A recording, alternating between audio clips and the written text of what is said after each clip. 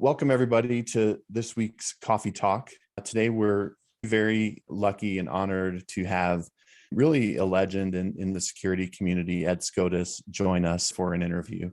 You're the director of cyber ranges for SANS. You lead the team that builds Net Wars, which is amazing, capture the flag exercise, Cyber City, and Holiday Hack Challenge, which we're going to talk a lot about today.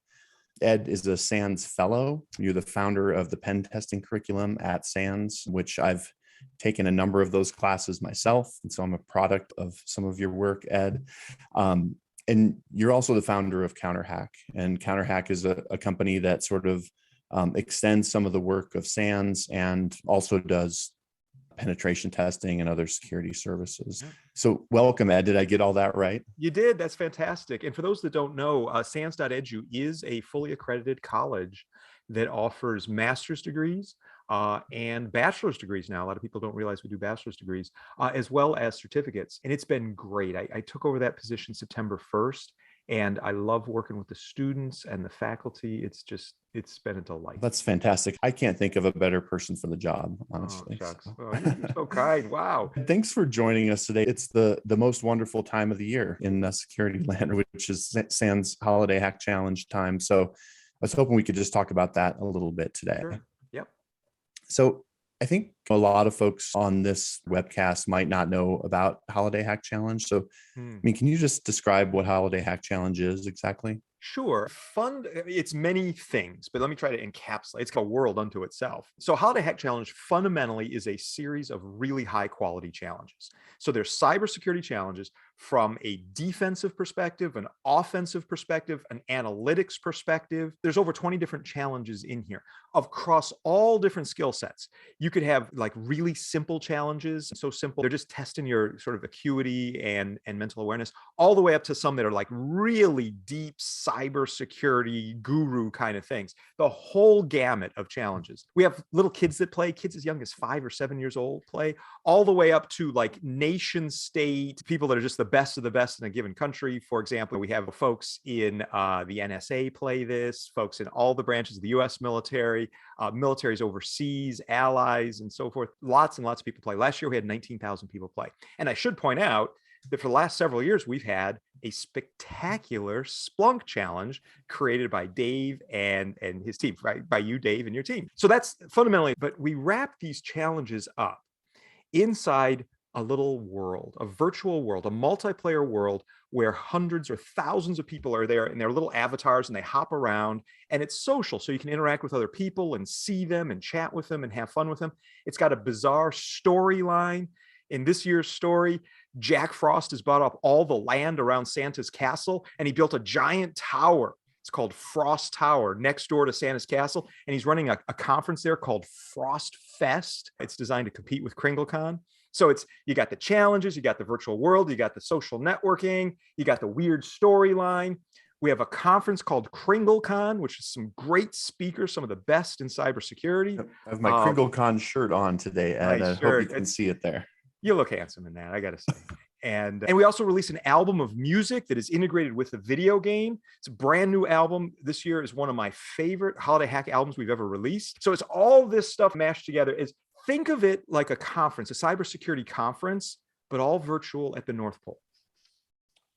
That's amazing, Ed. So let's dive into some of those things you just mentioned. So first of all, I have the t-shirt on, KringleCon. So KringleCon is a security conference, but tell us a little bit more about KringleCon. Sure. So we originally came up with the idea of KringleCon back in 2018, and we thought it was just a one-off thing. KringleCon is essentially an insert inside the story of Holiday Hack. Santa Claus is hosting a conference at the North Pole, has invited all cybersecurity practitioners around the world to come at it and watch these talks. And there's usually about a dozen, maybe a few more talks in KringleCon, and they're short talks. People can only spend so much time watching talks online and such, so they tend to be about 12 to 18 minutes long. The talks are really good. They're invite only, and the invite only for the speakers. And many of the talks actually have hints in them for the challenges, or they're about topics that the challenges are on. And when we originally ran it, we thought this will be 1 year, something as part of Holiday Hack, and we're done. That was 2018. And we liked the idea so much, and it worked so well. In 2019, we did something called KringleCon 2 Turtle Doves. And then, of course, last year was KringleCon 3 French Hens, and you'll never guess what this year is. It's KringleCon 4 Calling Birds. And we got the little calling birds in there too. Now, the videos are pre-recorded. You don't have to worry about schedule or anything like that. You can watch them. It's a YouTube channel. You can watch the videos in-game. They're both on your conference badge. Every virtual avatar has a little conference badge, and there's links in there to all the talks. Or you can go in conference rooms virtually and watch the talks there. Or you can just go to the YouTube channel and watch them there. But this year, the big thing is Santa's running KringleCon, and Jack Frost is trying to usurp Santa to show him up, and he's released FrostFest. Now, one of the things is FrostFest did a call for papers, and only one person responded. So there's only one actual FrostFest talk. It's Jason Blanchard from Black Hills, good friend of mine. And he knows, he's in on the joke. But the idea is if you start talking to Jack Frost's henchmen, they're trolls, you talk to the trolls saying, we only got one talk submitted here. But Jack Frost came up with an ingenious way for us to get content for all the other talks. And if you go into any of the other talks for FrostFest, what they are is they're a copy of the KringleCon talks, but we put a filter on it so it's look like it's shot through one of those old VHS video cams. So it looks like it was just outright pirated. So Jack Frost pirated all of KringleCon and then added Jason Blanchard's talk, and he calls it FrostFest. That's amazing. And I love the joy, Ed, that you bring to this and the energy. And I can just see it, just see it in your eyes, how excited you are to see these ideas that you have come to fruition. It's the whole team. And I'm so thankful for the team. We work on the storyline over a year in advance. I'm actually working on the 2022 storyline right now and have been for a month. The story of the 2021 one, I started working on that over a year ago. So the narrative, the story, the music, the ideas for the challenges, they're a year plus in the making. And sometimes we even joke that the reason CounterHack exists is for Holiday Hack Challenge. That's what we exist for. Now, that said, we have to feed our families and stuff so we can keep our lives going. So we do things like we build cyber ranges for SANS, net wars and things. And we also do pen testing. But all of that is so that we can do Holiday Hack. In fact, we do I wonder if I should say this. I'll go ahead and say it. What the heck? We do a special CounterHack customer preview of Holiday Hack, where because we say, look, you're paying us for pen testing, and we love that. Thank you so much. But some of what you're paying us, we try to give you the best price we can, but some of what you're paying us is actually being given back to the community in the form of Holiday Hack.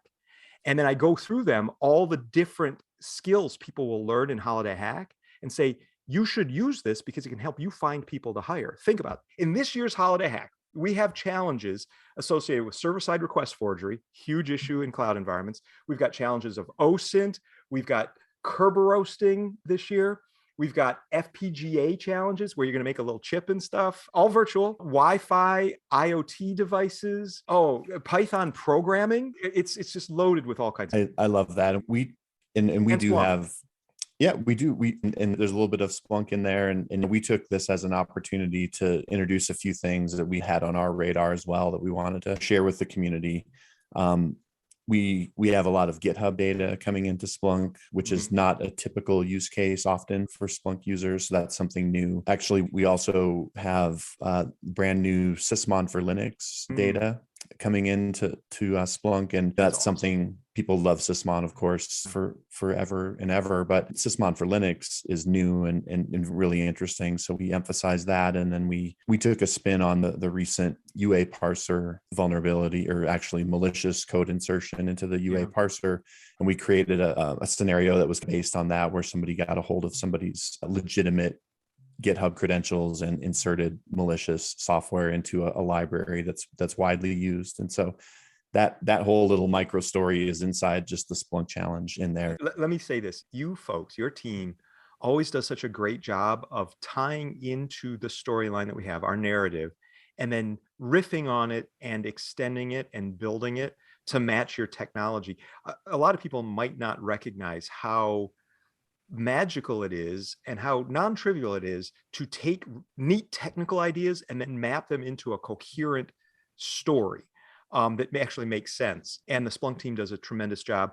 Maybe I shouldn't say this either, but I'll say it. What the heck? We usually meet with Dave and the Splunk team, like 6 or 8 months in advance. We tell you what's happening at the North Pole, and then you guys go off for 3 or 4 months and think of what you want to do with our story.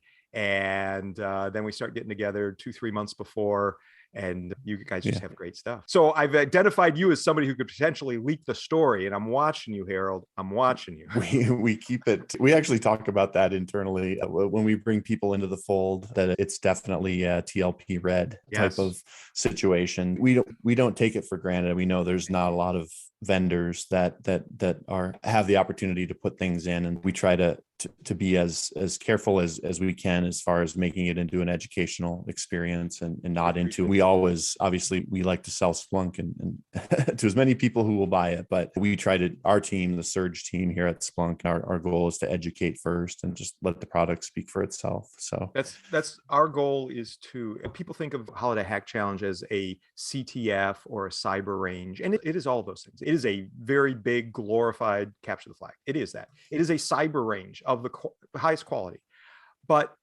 it's almost more than that. It's a learning environment, and that's what our focus is. It's not on the competition. Yes, there is a competition. If you want to win, you can win a SANS class, but there's no leaderboard because we don't want you to feel stressed by that. And as long as you finish before January 4th, we don't care who gets to the end first. It doesn't matter.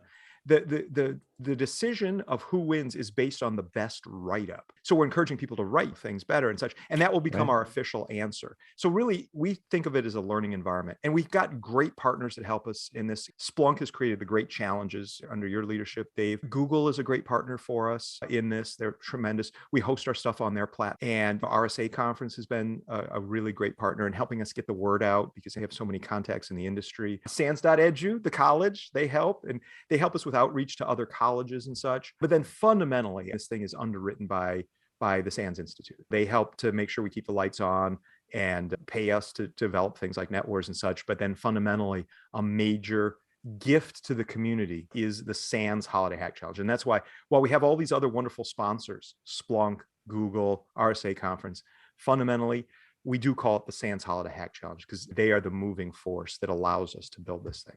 Yeah. When you go through, and I have played about halfway through myself playing this year. And by the way, two years ago, you guys gave me access to the solutions to the entire thing. Well, I have to investigate that leak. And I was like, cool. But then starting last year, no more access to the solutions. If you really want them, I know a guy. So I've been working through the entire Holiday Hack Challenge myself. I'm about halfway through. But to your point about the cost and SANS underwriting it, I mean, there's just so much in there, like just everything from the front end experience in the web browser that to me is nearly flawless and beautifully designed with graphic elements and story elements. Then the back end, I'm sure, is extraordinarily complex. And it is. I'm just struck as I'm about halfway through the competition of just the magnitude of the development effort of something like Holiday Hack Challenge, a very significant offering to the community for free. Right? This is free. It's free. We want to keep it free. And we really also, we sweat the details. We want it to be beautiful, both visibly and audibly. We want it to sound fun. And also we want it to work well and be smooth, to teach you valuable skills, like real world skills. We try to wrap all that stuff up and make you laugh a little bit, smile and have fun, and to meet friends and kind of network. We're trying to hit all those different angles with it. And it is hard. I'll tell you, it's thousands of hours worth of work. And it's my team, but it's also others. We have Splunk creates a great challenge. Actually, you create a group of challenges for us each year, really. We bundle it all into one objective, but there's a group of challenges there. We had Kevin Tyers, who's a SANS instructor, create a challenge as a volunteer for us this year. We've got another guy named Josh Levine, who created a blind SQL injection challenge for us, again, as a volunteer. Fantastic. We have some of our artists are volunteers. Some of them we pay. Music, we have some people who volunteer to make songs for us. Others, we commission the songs and we pay for that. So really, if you look, the cost of this is very high, but we're delighted to be able to share this with folks. Yeah, that's fantastic. I think one of the people on your team who I interact with most is Josh. And I assume that maybe you have a few things to say about Josh and his role in the Holiday Hack Challenge. He's extraordinary. So Josh, we divide up the work. So different people work on different things, of course. You have to, just the magnitude of this. And Josh's role is our head challenge person. So what that means is he decides which challenges we should do with input from the rest of the team and me and such. And then it's his job to make sure those challenges get done. And ways to get them done are to have our team, and we probably write about 80% of the challenges, our team. But then there's that other 20%, which includes things like Splunk and Kevin Tyers and Josh Levine this year, and some others as well. And just wrangling those challenges. Hey, have we heard from Dave Herrald recently? Can you reach out to him? That kind of stuff. So that's Josh's role. And then making sure the challenges, the work is distributed, making sure they're getting done. This is a hard job, but Josh is amazing at it. Making sure they all get tested, doing quality assurance. And Josh goes through every single challenge, and we can't launch a challenge until Josh says, yeah, this is good. And there's many other testers as well on our team, and we also have volunteer testers. In those volunteer testers, I think that's why you got the answers a couple of years ago, because you were officially part of our beta program. And we do have a beta program where we do invite people into the game a week early so they can hop around and find things in the game, as well as they go through all the challenges and such, and they help us refine things. So that's Josh's role. And I am so glad he has that role, because I'm trying to coordinate budgets and marketing and outreach. And I coordinate the album, which is of music, which is a fair amount of work. We've got Evan Booth is in charge of the video game development, but then we also have to interrupt you for a second on that part of it. I mean, it is really quite unbelievable to have that kind of experience in a web browser. Isn't I'm it? constantly amazed that it's not a native app of some sort, or who knows what. I have no idea, but it's CSS and JavaScript. It's amazing what Evan can make that do. And the other thing about Evan, while he's a great architect and developer, he's also an artist. And when I say artist, I don't just mean software artist. He draws a lot of that stuff inside the game. He drew Frost Tower. He drew Santa's Castle. Now, we do have a separate artist. Her name is Annie Royal, and she's from the UK. And Annie does our character artist. So she's the one who drew Santa Claus. She drew Jack Frost and the trolls. But Evan did a lot of the cool looking little furniture and stuff in the rooms. He did, or like the terminals where you can access Splunk. Evan drew that. Yeah. So, I mean, I haven't met Evan, but I think we've interacted a couple times on Twitter, but I'm just constantly amazed at just I do a little bit of front end work here and there, and just the level of sort of detail that's involved with that is stunning. And then to see such a cool outcome using those tools. It's truly a wizard. Yeah. And we have other folks on the team too. Chris Davis, he's a challenge developer for us, and he writes more challenges for Holiday Hack than anyone. Is that right? He creates mini games too. So we also have this concept of mini games. Those are games within the game, and he does a lot of our mini game development. In fact, he didn't do every mini game this year. I think we have 4 mini games. He did 2 of the 4. And then of the challenges, he probably does 30 or 40% of the challenges himself. This one guy, he's just awesome. And we have so many other great people on the team. The whole back end is run by a guy named Jared Folkens, and the DevOps necessary to make that as rock solid as it is incredible. So, and then there's so many other people on the team. I don't want to give anybody short shrift, because we couldn't get this thing out the door if it wasn't for all these people. Oh, there's one other I should mention though, Chris LG. And Chris LG is spectacular. He's very much involved with quality assurance and making sure everything gets tested. He writes a lot of challenges, but he's also the thing that helps me make the idea of the story. I have this idea of the narrative, how it should flow and what's going to happen and the quirky twists that happen. But he helps to convert that into verbiage of what the elves and Santa says. I edited it a lot, but he helps with that a lot, as well as the narrative, the storyline that appears in your badge. He is superb at that. And the role that he has there in stitching together the narrative and doing quality assurance, it really helps to pull the whole project together. And then everybody else on the team is also working very hard. But those are some of the main roles. Josh is the challenge wrangler. Evan's the video game developer. We've got Jared, who does the back end ops stuff. We've got Chris, who's helping to stitch the storyline together. I work on the album and the overall story. And then everybody else is just frantically writing challenges and trying to make them awesome. Yeah. Chris LG last year wrote a challenge, I believe it was last year, which was the Oregon Trail. Oh, yes. Challenge, which to me, I love the Holiday Hack Challenge. I love all the challenges, but I have to say, for some reason, that just occupied such a spot in my heart to be able to play Oregon Trail and then to be able to hack it. Yes. And then get credit for it in the game. But I kept finding myself like stopping trying to hack and just playing Oregon Trail for a while, because I felt like a kid again. And then I was like, oh, I'm going to hack this. And I felt like a kid then as well. So it was amazing. Did you see what he did this year? Did you get to that point in Holiday Hack? I don't know. Yeah. He worked with Clay Moody to create Where in the World is Carmen's Santa Ego. So if I you're a did do fan that. I of did it, do that one. that was Chris. So Clay Moody started the dev of that one, and then Chris finished it up. And it's an OSINT challenge. Where in the Yeah, world? Yeah. I love that. It was fantastic. And I love those challenges where you're exercising a certain sort of investigative process part of your brain, but it's not necessarily like your fingers on the keyboard sitting in a bash shell, right? Right. It's more about the process that you might go through to connect different pieces of information together and pivot and get to a conclusion. If only there was a company that had an outstanding product that would embody what you just described. Oh, I wonder. Oh, there's this great thing called Splunk. You should look into it, Dave. Cool. Yeah, you mentioned a couple things there, and we like 6 years ago. There's a gentleman here, Ryan Kovar, who runs our Surge team. You've met Ryan a number of times. Ryan runs our Surge team, and I'm a part of that as well. Drew's a part of that. But about 6 years ago, we decided, hey, we're going to create this challenge that we're going to run at our user conference. It's called Boss of the SOC.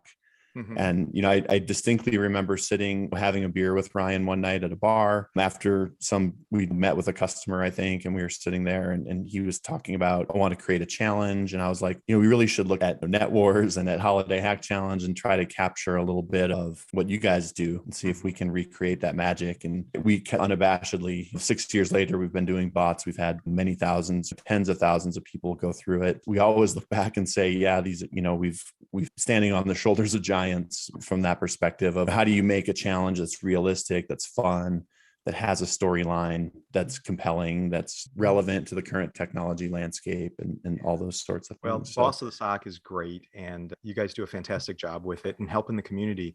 I love all of that. And and so thank you for your kind words on that.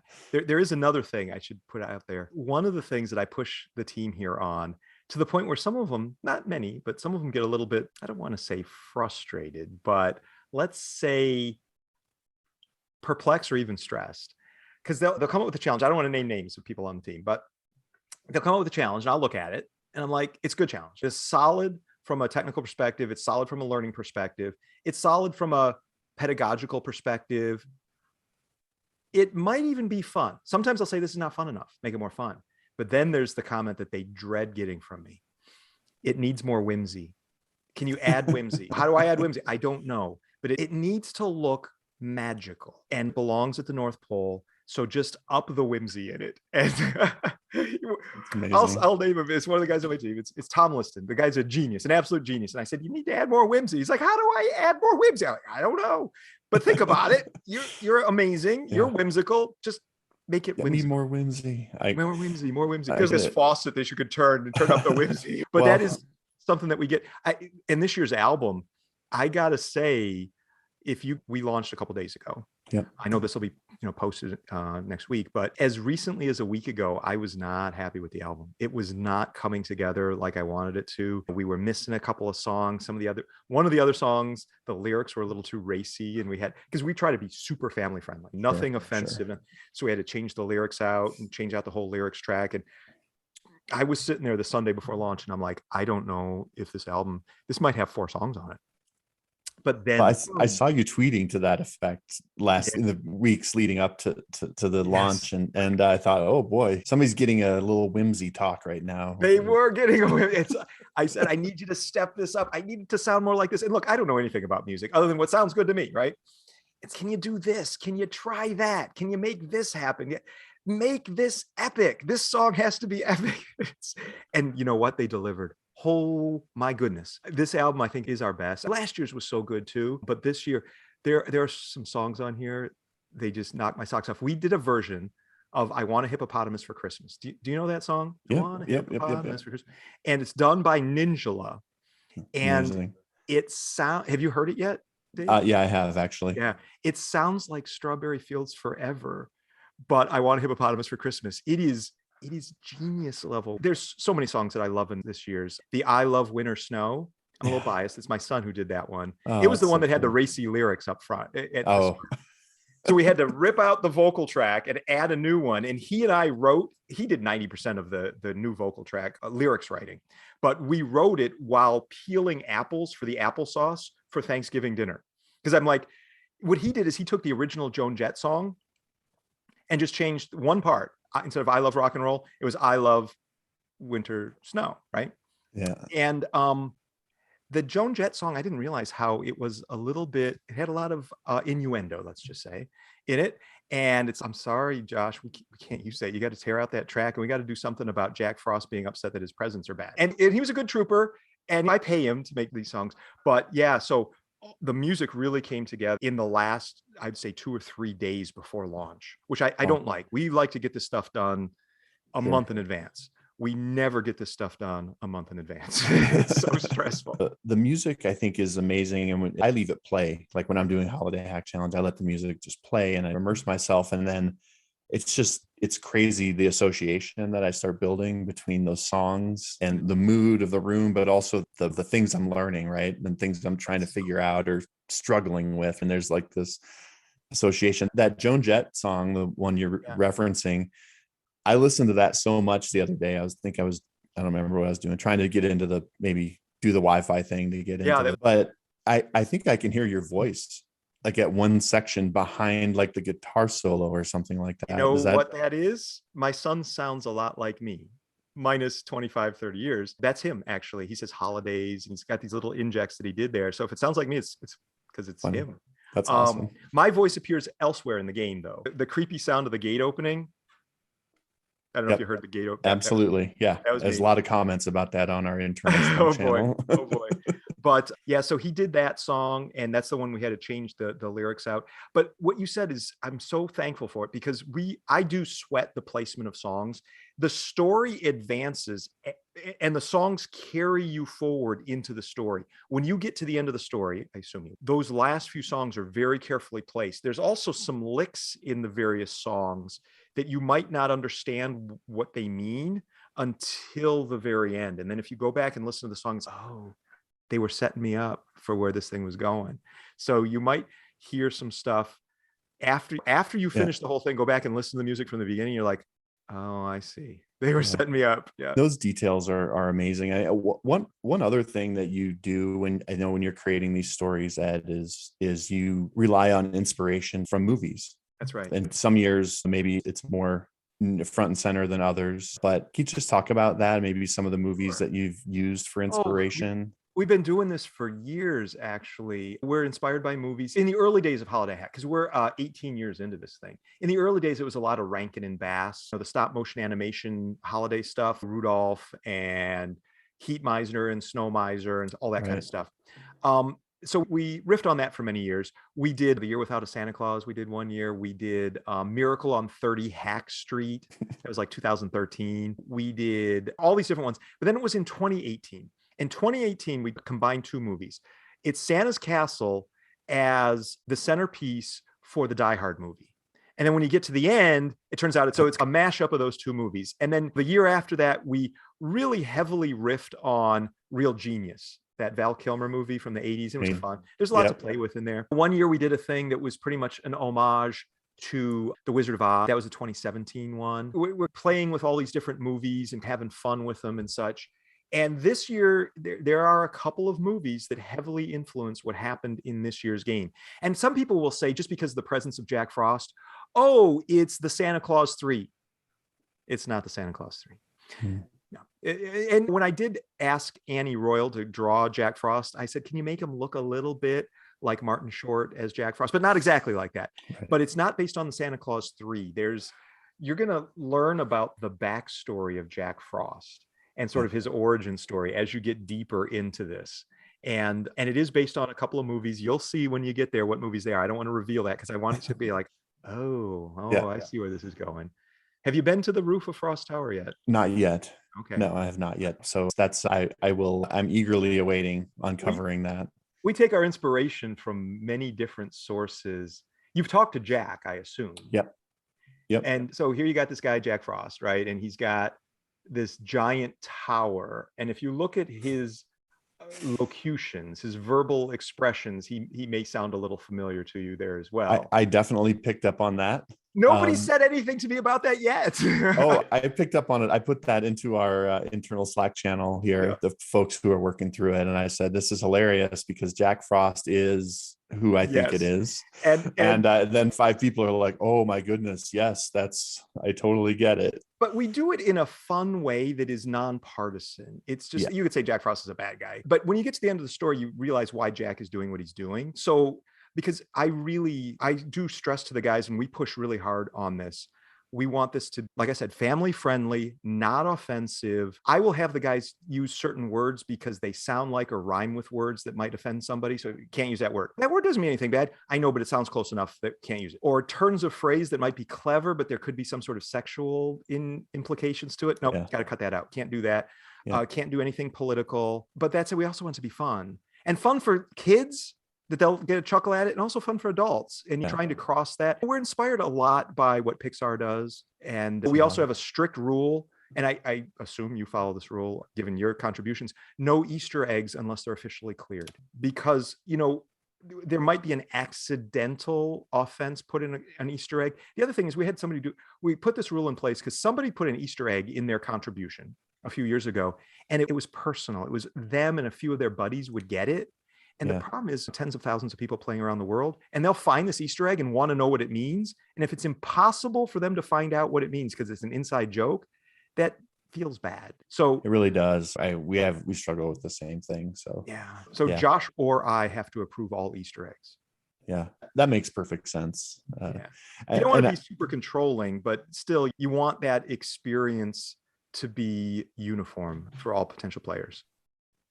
Yeah, talking about these movies actually that you've shared in the past couple of years, you've shared the movies that were inspiration, which I won't do a spoiler. That Real Genius year, we sat down and watched the movie, and the college scenes. And then there was one quote in Real Genius where I think it was Kent was like, or they were mocking Kent, and it's like, I was going to vote for you to be the queen of the Winter Carnival or something like that. Yes. And that struck me because actually my kid goes to a college where they have a winter carnival, and it's a big thing. It's like a big tradition. So then we actually incorporated like elements of the winter carnival at this college that into like the storyline, and all pivoting off of that mocking. And I love that you use that as a way to get people to be creative, but to keep it centered around a theme. So thank you. Yeah, what we'll do is, as CounterHack, we'll usually get together the summer before launch. Everybody on the team knows what the theme will be, but we'll sit down together and watch the movie together, so we could see. We did Mary Poppins a few years ago. Yeah, man, the music for that was that was Ninjala as well as Keith Myers, and Dual Core. I did one for that one. But we'll watch the movie together and pick certain pieces and certain taglines and things like that. And we try to draw from movies that are fun and have a rich source of stuff. And Dave, you haven't heard yet of what the 2022 storyline is. And I will not tell you that right here and right now, but wait till it is such a rich source. I spent some time this morning working on the storyline for 2022 and taking some of the ideas and motifs and sharing them with people on the team. Like 2-3 weeks ago, I told many people on the team what the 2022 story is going to be. Josh and I have this annual tradition. During crunch time, when we're about like a week or two out from launch, I call Josh and I say, you want to hear the 2020 next year storyline? No. And he gets annoyed with me. And it's become something of a joke. So now he pretends to be annoyed, but he knows I'm going to tell him anyway. And I'll say, so Santa Claus told me what next year's story is. Do you want to hear it? And he laughs and chuckles at this again. I'm like, yes. Do you want to hear? I don't have to tell you. Honestly, go tell me. So I told Josh, and he's like, whoa, it blew his mind. He's like, oh, this is the one. Yes. I'm super pumped. I'm going to call Ninjala very soon, the next couple of days, and say, hey, maybe you should start working on the music for next year, because the storyline is pretty well fleshed out. And I mean, Santa Claus tells me these things. And I think you're going to love it, Dave. I think you're going to this. So much to use here. Yeah, I assume that I'm going to love it. So Ed, how long can folks play Holiday Hack Challenge? We leave them up for 3 years. So try to get within the 3-year time span. So now it's a competitive challenge from launch, which this year was December 7th, up until the first business Monday or Tuesday of January. So this year we're going through January 4th. So if you want to win one of the prizes, you have to get your answers into us by January 4th. That said, if you just want to play, you can play in April or August or October, anytime. Yeah. But we used to keep all of them up, but hosting got crazy expensive and it's coming out of my own pocket. So what we do is we keep 3 years up now. Right now, because we just launched, we have 4 years up. So there's 2018, 19, 20, and then we just launched 21. So we're going to retire 2018 in a couple of months. That's the one where it's the Die Hard movie. So if you want to play 2018, once you finish 2021, go back and play 2018 because we're going to be retiring it. And I think that's a good window. Also, you want to work with, current technology. Cybersecurity changes so fast. So I think the 3-year window is reasonable. It makes sense. So how can people play, Ed? What's the way to get to the Holiday Hack Challenge? So the official way, we did change this year. The official way to get there is sans.org/holiday hack. sans.org/holiday hack. Amen. Now, in the past, it's always been holidayhackchallenge.com. You can still go there. And if you do, it'll say, click here, and it'll take you to sans.org/holiday hack. Just a little more tight integration with the SANS infrastructure, right? Yeah. So that's where people can go. They can download the album. The album will be available on all the streaming services. But when you, I don't know if you know this, but when you submit an album to the streaming services, it takes between 1 and 7 days for them to push it. And we submitted the album 2 nights ago. So it could be, I checked just before we started this recording, it wasn't up yet on Spotify. I haven't looked on Apple Music or Amazon Music or anything. I just looked at Spotify. No offense to the other companies out there. But within 0 to 4 days, we should be up on all the streaming services as well. But in the meantime, you can download all the album MP3s from sans.org/holiday hack. Ed, I know that this is the busiest week of the year for you to get this challenge launched, and we're so thankful that you made time to talk with us today. And thank you. I wouldn't have missed it for the world. Thank you. We wish you the best of luck with Holiday Hack Challenge, and we're very thankful for being able to be involved with it. We're big fans of you and your offerings and what you do for the community. Really, it's wonderful. Thank you. Great. All right. Thank you so much. And we'll hopefully see you inside the challenge here soon. Looking forward to it. Yay. Thanks. Happy holidays. Thank you.